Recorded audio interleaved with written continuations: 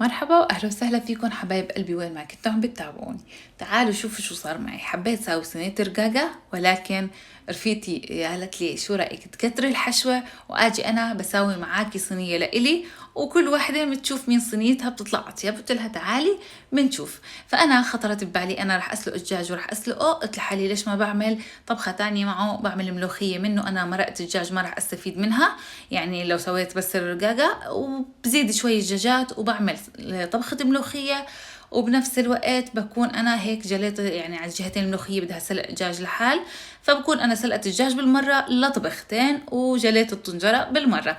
هون أنا شفتوا المرقة الدجاج طلعت بتشهي، يعني بعد ما أنا بهرتها وزبطتها رح آخد كل هالمرقة أصفيها وأضيفها للملوخية ونبلش طبخ بالملوخية عبال ما نساوي الرقاقة.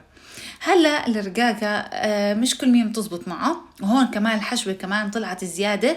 حشوة الرقاقة رح اخد منها كيسين احطهم بالثلاجة، ما في شي بيروح للكب حتى لو زدتوا الكمية. يعني بس بدي اقلي بيض ممكن اطلع هذا الكيس واحطه بالمقلاية واضيف عليه حبتين من البيض، بتطلع يعني تقلاية بيض كتير كتير طيبة.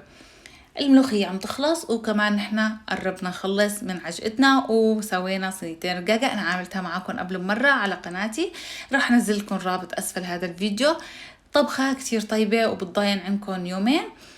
هلا الملوخية زي ما قلت لكم خلصت، راح ابردها واحط كيس منها بالثلاجة وناكل الباقي. وهاي صينيتي، شو رأيكم فيها؟ راح نشوف الصينية الثانية. هلا هي اشتغلتها بسرعة وحطت حشوة زيادة، فهلا كل شيء بيزيد عن حده دائما بنقلب ضده. شوفوا زي ما انتم شايفين الحشوة كانت مليانة ونسبة العجين لسه ما غبت. هي قطعتها بالليل، يعني تقطعت بالليل، وزي ما انتم شايفين العجين لسه ما غب الزيت اللي فيه، حتى العجين يرتاح ويبين معاكم سماكة العجين او طبقات العجين تبين بقلب الحشوة. حتى لو الانسان زاد حشوة احيانا بتطلع زائد ظابطة. كل شيء بمقاديره دائما بيطلع طيب، بس الانسان دائما لازم يجرب ويحاول، ومش من اول محاولة بتزبط معاه اي طبخة.